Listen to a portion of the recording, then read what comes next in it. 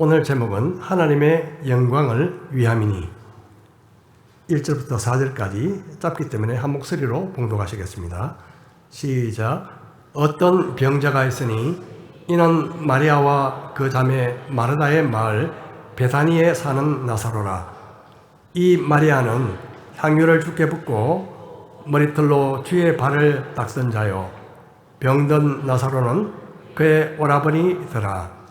이에 그 누이들이 예수께 사람을 보내어 이르되 주여 보시옵소서, 사랑하시는 자가 병들었나이다 하니 예수께서 들으시고 이르시되 이 병은 죽을 병이 아니라 하나님의 영광을 위하며 하나님의 아들이 이로 말미암아 영광을 받게 하려 함이라 하시더라.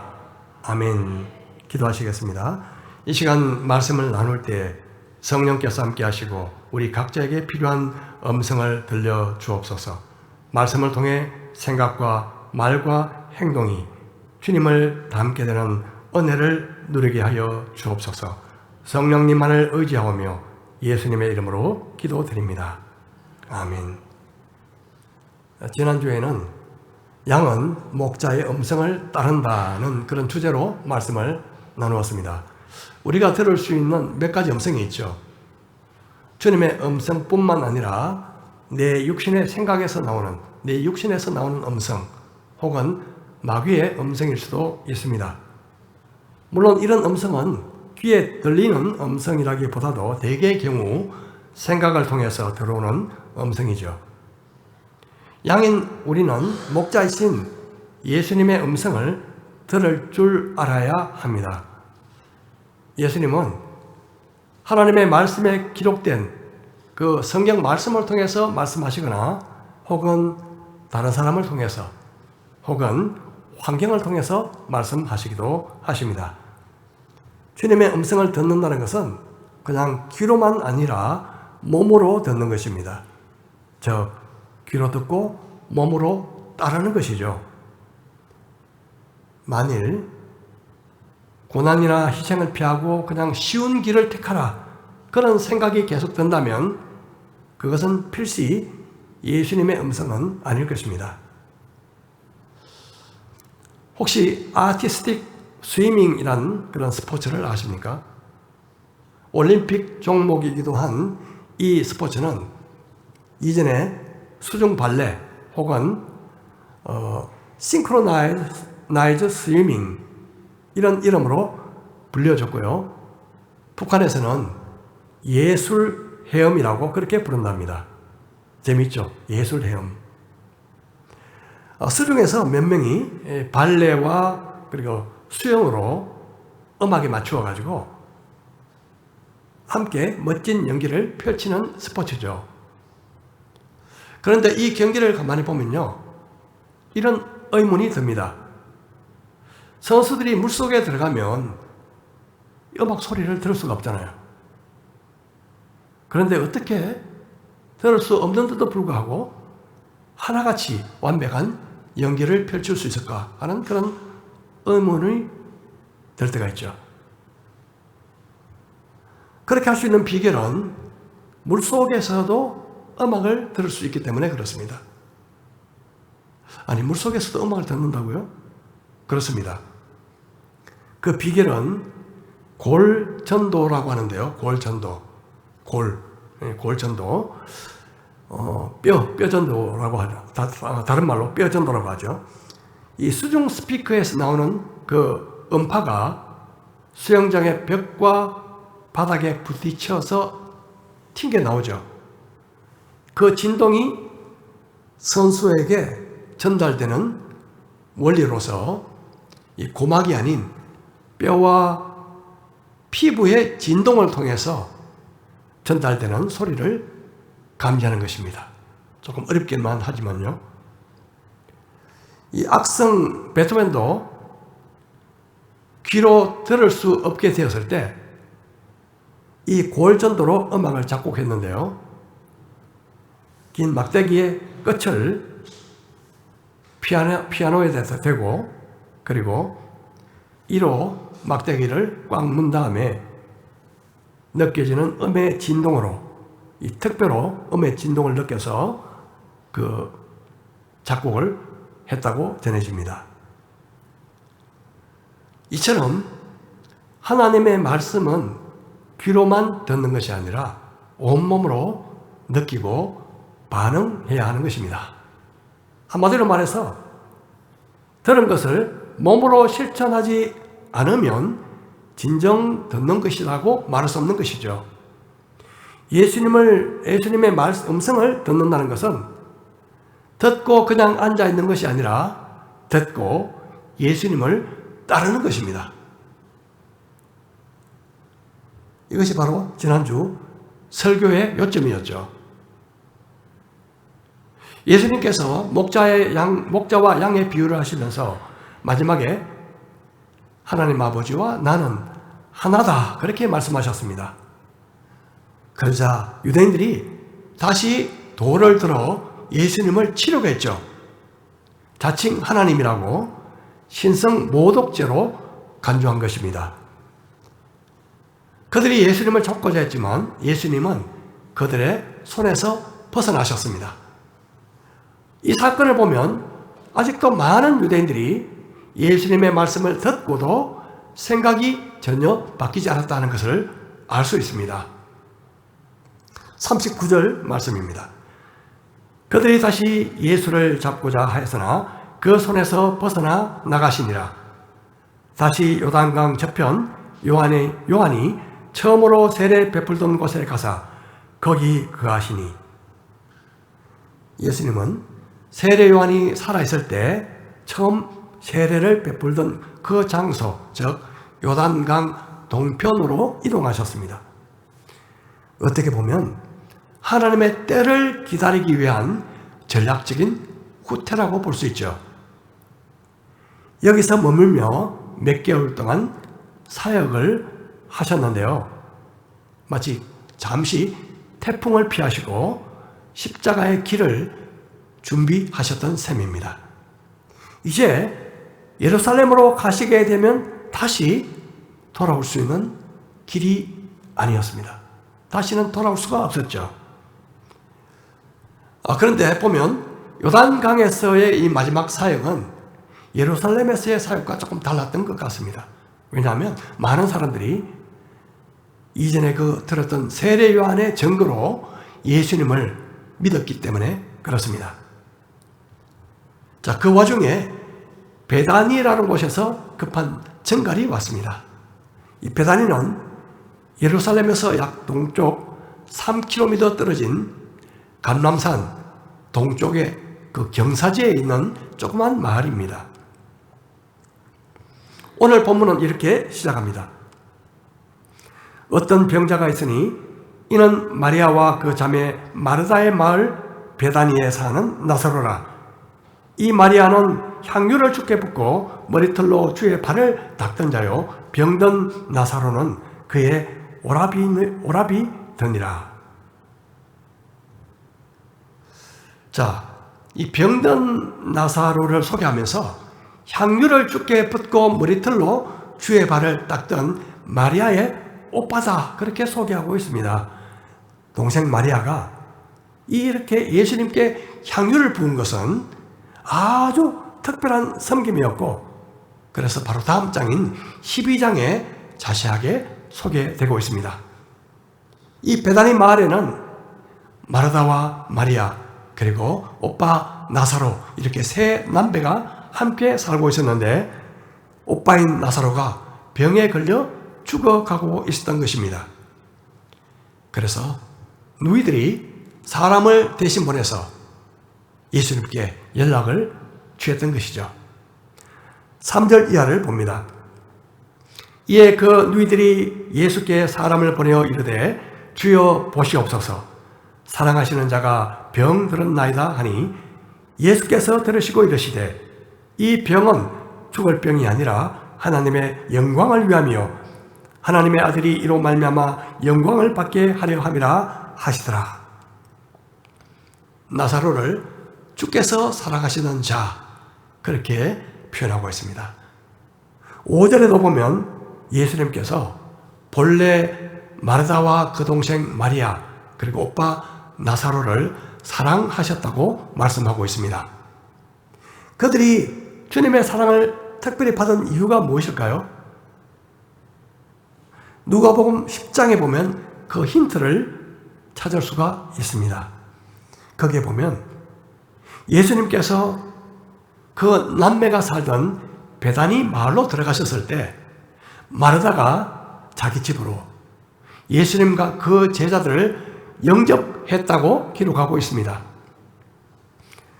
당시 예수님을 환영하고 문을 열어드린 집은 별로 없었습니다.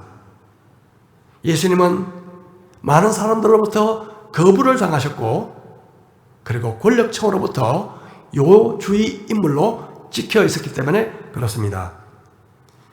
심지어 당시 예수님의 동생들도 예수님을 믿지 않고 있었습니다.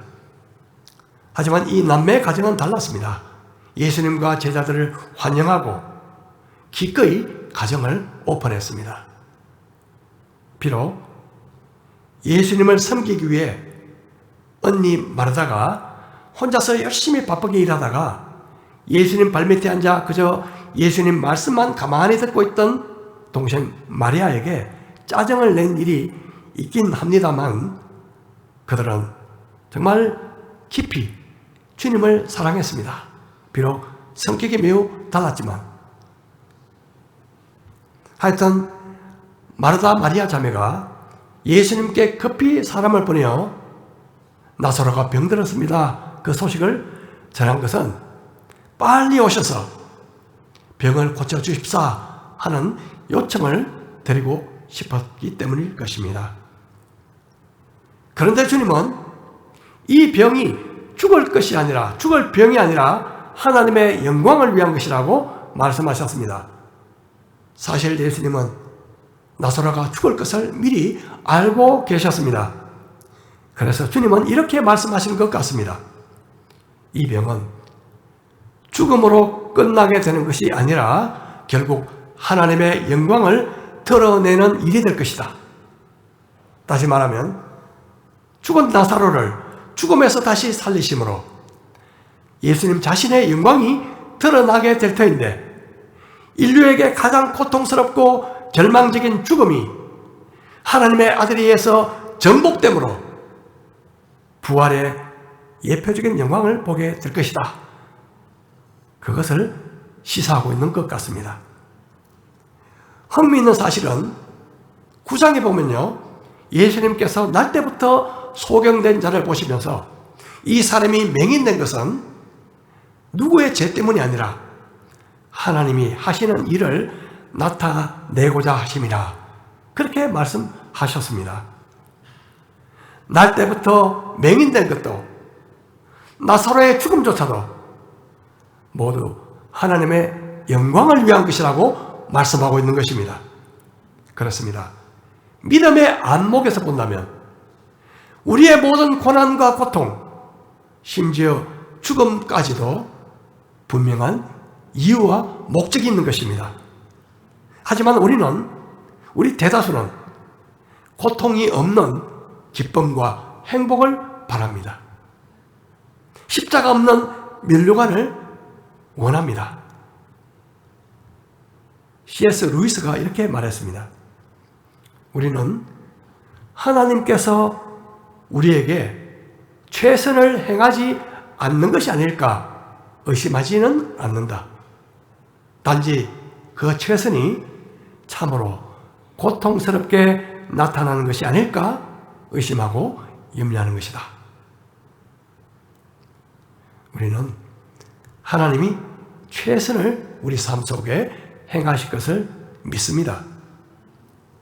하지만 그 최선이 고통을 통해서 오는 것에 대해서는 꺼려하고 싫어합니다.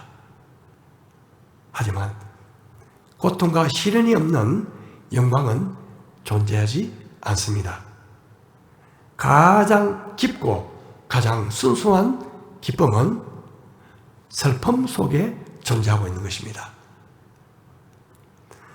토지라는 소설을 쓴, 장편 소설을 쓴 박경리 작가를 알고 계시죠? 그분은 소설만큼이나 파란만장한 인생을 살았습니다. 어릴 때 아버지가 어머니를 심하게 학대하는 것을 보면서 마침내 자기는 아버지의 임종조차 보지 않을 정도로 아버지와 사이가 멀어졌습니다. 그리고 결혼 후에 6.25 사변이 터졌는데 그 전쟁통에 자기 남편이 죽고 자기 어린 아들이 죽고 맙니다. 그리고 그의 유일했던 딸은 군사 독재 시절 저항신이었던 김지아 씨와 결혼했는데 그가 옥고를 치르면서 딸 역시 정상적인 삶을 살아가지 못하는 것을 옆에서 고통스럽게 지켜보아야만 했습니다. 그녀는 이렇게 말합니다. 내 자신이 만일 정상적인 삶을 살았더라면 작가의 길을 가지 않았을 것입니다. 그리고 자신은 그 육신과 정신적인 고통을 잊고 그 고통으로부터 벗어나기 위해서 고독과 병마와 싸우면서 글을 쓰는 작가의 삶을 살았다고 고백합니다. 가장 달콤한 열매는 지독한 더위와 지독한 추위를 견딘 후에 맺혀지는 것입니다. 하나님은 우리의 고통과 시련 속에서 하나님의 영광이라는 아름다운 꽃을 피우십니다. 예수님은 나사로가 병들었다 하는 증가를 받으시고 바로 출발하지 않고 기다리셨습니다. 인간적으로 볼 때 마르다와 마리아 자매가 섭섭하게 여길 수도 있지만 주님은 가장 절망적인 시점이 올 때까지 움직이지 않으셨습니다. 기다림은 때로 지치게 합니다. 하지만 기다림 없이 하나님의 역사를 볼 수 없을 때가 많습니다. 하나님은 때때로 우리를 구원하시기 위해서 먼저 우리를 최악의 궁지로 몰아넣으시고 기약 없이 기다리게 하십니다. 기다리다가 우리는 하나님의 사랑을 의심하기도 하고 참다 못해 내 생각과 내 뜻대로 행하기가 쉽습니다. 요사이 우리 창세기 큐티를 하고 있죠. 아브라함이 하나님의 명령과 약속을 받고 75세의 나이로 본토 친척 아비집을 떠나서 가나안 땅에 들어가게 되는데요. 10년 가까이 흘렀습니다. 85세 가까이. 아브라함은 자식이 없었기에 자기가 데리고 있던 다마색 사람 엘리에셀을 상속자로 염두에 두고 있었지만 하나님께서는 너의 몸에서 날짜가 내 상속자가 될 것이라 그렇게 말씀하셨습니다. 하지만 시간이 흘러도 그 약속이 이루어질 기미가 보이지 않았습니다. 그러자 아브라함의 아내 사라가 꼼수를 쓰게 되죠. 그녀가 데리고 있던 애굽인 하갈을 씨바지로 삼아서 아들을 얻고자 한 것입니다. 아브라함도 그럴듯한 아내 사라의 말을 들었죠. 그들의 계획은 성공하는 듯 했습니다. 하갈이 아들 이스마엘을 낳게 된 것입니다. 하지만 하갈이 아들을 낳게 되자 주인 사라를 멸시하죠. 그리고 이로 말미암아 가정에 불화가 생기게 됩니다. 결국 하갈은 집에서 쫓겨났다가 다시 돌아오는 우여곡절을 겪게 되죠. 이스마엘이 출생한 후 10년의 세월이 흘렀습니다. 그런데 아브라함의 나이 100세, 사라의 나이 90세, 라는 그 나이에 기적같이 아들을 얻게 됩니다. 물론 사라가 127세까지 살았으니까 그때 90세는 지금의 90세와 조금 차이는 있겠습니다만은 생물학적으로 그녀는 임신할 수 있는 상태가 전혀 아니었다고 성경에 기록하고 있습니다. 하나님께서는 종종 불필요하게 시간을 질질 끄시는 것처럼 느껴질 때가 있습니다. 막다른 골목까지 우리를 끌고 가시는 것 같습니다. 이렇게 하시는 이유는 우리를 괴롭히거나 골탕 먹이려고 하시는 걸까요? 결코 그렇지 않습니다. 이사야 30장에서 이렇게 말씀합니다. 그러나 여호와께서 기다리시나니 이는 너희에게 은혜를 베풀려 하시며 일어나시리니 이는 너희를 긍휼히 여기려 하심이라. 대저 여호와는 정의의 하나님이시라. 그를 기다리는 자마다 복이 있도다. 때때로 우리가 알 수 없지만 분명한 사실은 하나님께서 우리에게 은혜와 긍휼을 베푸시기 위해서 기다리신다는 것입니다. 우리가 드리는 기도도 마찬가지입니다. 우리가 어떤 중요한 문제를 가지고 간절하게 기도했을 때 어떤 때는 놀라운 방법으로 응답되기도 합니다. 그런데 어떤 때는 아무리 기도해도 응답하시지 않아서 마치 하나님께서 귀를 막고 계신 것처럼 느껴질 때가 있습니다. 오랜 시간이 지나도 응답이 없을 때 우리는 서서히 하나님의 사랑에 대해서 의심을 품게 될 수도 있습니다. 때때로 하나님의 거절이 하나님께서 우리의 기도를 듣지 않으시는 그것이 하나님의 최선이었다는 사실을 뒤늦게 깨닫게 될 때도 있지만 분명한 사실은 어떤 경우든 하나님의 결정이 최선이며 하나님의 때가 가장 완벽하다는 것입니다. 그러므로 인내하며 하나님의 때까지 기다리는, 끝까지 기다리는 자가 복이 있는 것입니다. 예수님은 나사로가 병들었다는 소식을 들으시고 그곳에 계시는 곳에 이틀을 계속 머무십니다.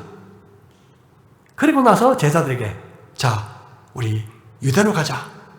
유대로 가자. 그렇게 말씀하십니다. 그러자 제자들은 아니 수전절 때 예루살렘에서 유대인들이 주님을 향해서 돌로 치려고 했는데 또다시 그리로 가자고 하십니까? 이렇게 당혹스러워하며 그렇게 묻죠.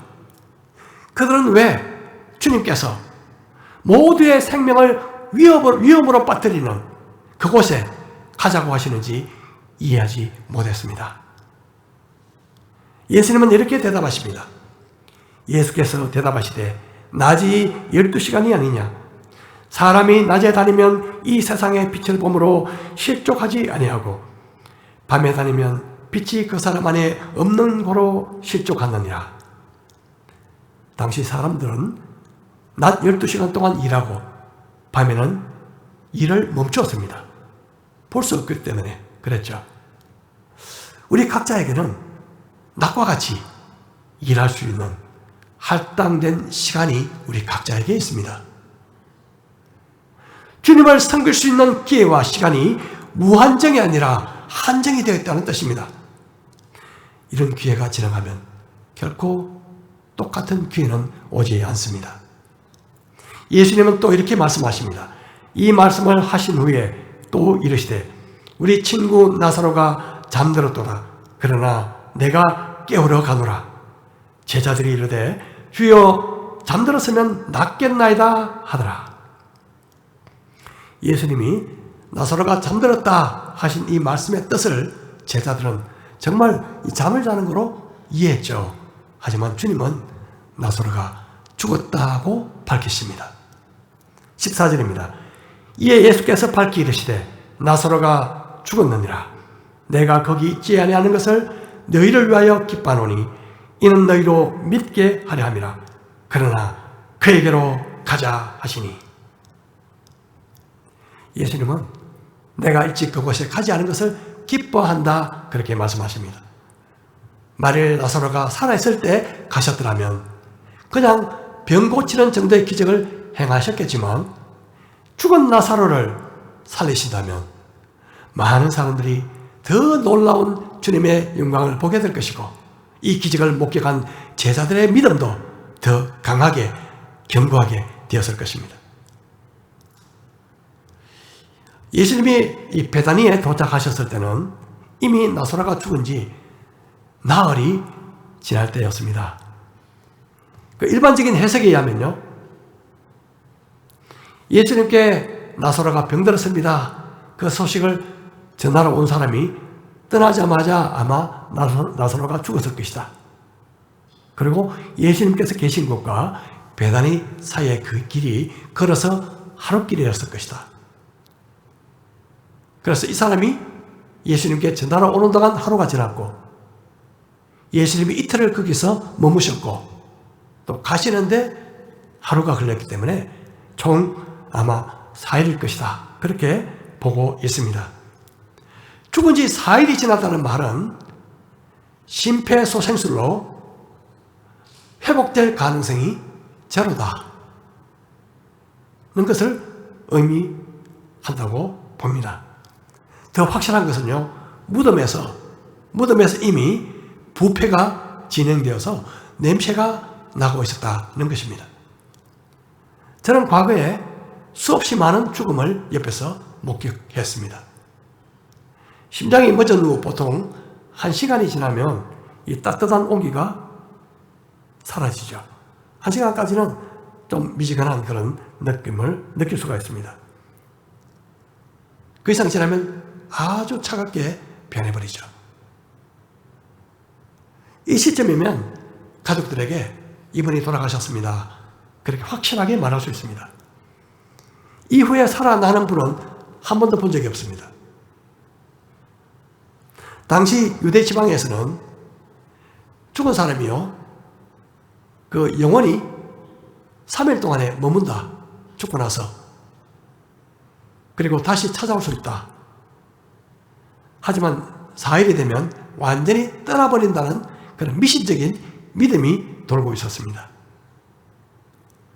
하여튼 4일이 지났다는 것은 더 이상 소생이 불가능한 완전한 죽음의 상태를 의미하죠. 인간이 뭔가 할 수 있는 가능성 몇 프로일까요? 완벽한 제로입니다. 우리는 참 어리석고 미련할 때가 참 많은 것 같아요. 하나님이 하신 일이 한 99%고 내가 옆에서 약간 한 일이 한 1% 정도 되면요, 우리는 사람들에게 이렇게 말합니다. 은근히 내가 한 일이 한 99% 돼. 하나님이 그냥 도와주셔서 옆에서. 은근히 우리의 믿음을 내세우고 자랑할 때가 있습니다. 사실 믿음은요, 자랑할 것이 아닙니다. 전혀. 믿음을 자랑한다는 것은요, 굉장히 어리석은 자랑이죠. 하지만 우리의 가능성이 제로일 때, 우리가 할 수 있는 것이 아무것도 없을 때 비로소 우리는 영광을 하나님께 돌릴 수가 있습니다. 그러므로 하나님은 우리의 가능성이 제로가 될 때까지 종종 기다리십니다. 예수님은 우리 친구 나사로가 잠들었다. 이제 깨우러 간다. 그렇게 말씀하셨습니다. 그리스도인에게 죽음은 무엇입니까? 그것은 잠과 같은 것입니다. 죽음과 잠은 활동 정지의 상태를 의미하죠. 그래서 죽음을 완곡하게 표현할 때 영원히 잠들다 하는 뜻의 영면이란 말을 쓰기도 합니다. 하지만 성도들은, 성경은 그 성도들의 죽음을 영면이 아니라 일시적인 잠이라고 말씀하고 있습니다. 심지어 초대교회 때 첫 순교자 스데반이 돌에 맞아 죽었을 때도 잔다, 그가 자더라, 이렇게 표현하고 있습니다. 예수님은 죽은 나사로를 깨우러 간다, 그렇게 말씀하고 있습니다. 그리스도를 믿는 성도들에겐 죽음이란 다시 돌아올 수 없는 다리를 건너는 것이 아니라, 절대 절망이 아니라 오히려 부활의 영광을 향한 절대 소망이요 첫걸음이라는 사실입니다. 예수님께서 유대로 가자 그렇게 하시니까 옆에 있던 제자 도마가, 의심 많은 도마가요, 우리도 주와 함께 죽으러 가자 그렇게 말합니다. 이 말은 우리가 예루살렘으로 가면 예수님은 물론이고 제자 우리도 죽을 수 있다, 그 뜻을 내포하고 있는 것이죠. 물론 얼마 후에 예수님께서 진짜 체포되셨을 때, 그 결정적인 순간에 그때의 고백은 온데간데 없이 모두 다 도망가고 말았지만, 그들의 마음속에는, 그 연약한 마음속에 주와 함께 죽겠다, 그런 결심이 싹트고 있었다는 사실은 부인할 수가 없습니다. 그리고 그 결실은 마침내 맺어지게 되죠. 전승에 의하면 9일에 도마는 인도 남부에서 전도하다가 선교하다가 결국 창에 찔려서 순교했다고 전해지고 있습니다. 주님은 늘 하나님의 영광에 초점을 맞추어 사셨습니다. 행하신 모든 일, 그리고 십자가의 죽음까지도 하나님께 영광을 돌리는 일이셨습니다. 사도 요한은요, 예수님께서 예고하신 베드로의 죽음을 보고 이렇게 묘사하고 있습니다. 이 말씀을 하시면 베드로가 어떤 죽음으로 하나님께 영광을 돌릴 것을 가르치십니다. 이 말씀을 하시고 베드로에게 이르시되 나를 따르라 하시니, 역사가 유세비우스는 사도 베드로가 주 60년 중반 때 네로 황제 그 박해 때 십자가에 거꾸로 달려 죽었으며 베드로 자신이 그렇게 고통받기를 요구했다. 주님은 바로 달려 돌아가시지만 자기는 그럴 자격이 없다, 그렇게 고통받기를 요구했다고 교회사 기록에 남기고 있습니다. 사도 요한은 베드로의 죽음이 하나님의 영광이라고 말하고 있습니다. 주님을 믿고 따르는 우리의 고난과 시련 역시 하나님의 영광이 될 수 있습니다. 죽음까지도 하나님의 영광이 될 수 있습니다. 우리의 죽음까지도. 그래서 사도 바울은 옥중에서 쓰신 서 빌립보서에서 이렇게 고백합니다. 내게 사는 것이 그리스도니 죽는 것도 유익함이라. 하나님의 영광이 되기 때문에 그렇습니다. 우리는 우리의 전 생애를 하나님의 영광을 위해 살도록 부르심을 받았습니다. 하나님의 영광을 위해서 살도록, 우리 전 세계를 그렇게 살도록 우리 한 사람 한 사람이 부르심을 받았습니다.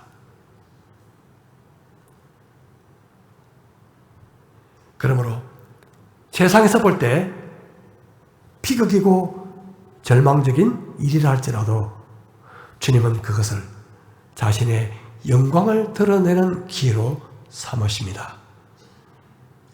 죽음의 방식조차도 하나님의 영광이 될 수가 있습니다.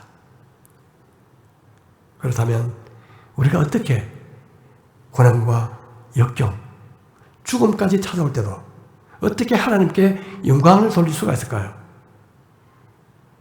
가장 단순한 길은 어떤 상황에도 감사하는 것입니다.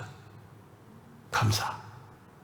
하나님은 우리의 감사를 통해서 영광을 받으십니다. 주님은 우리에게 범사에 감사하고 사도 바울을 통해서 말씀하고 계십니다. 예수님은 나사로의 무덤 앞에서도 아버지여 내 말을 들으신 것을 감사하나이다. 먼저 감사하셨습니다. 우리에게 어떤 고난과 역경이 있습니까? 내게 있는 어떤 상황이라 할지라도 하나님의 영광을 위한 기회가 되도록 우리 감사하며 기도하십시다. 절망적인 상황에서 절망에 빠지기보다 오히려 그것이 하나님의 영광이 되도록 기도하십시다.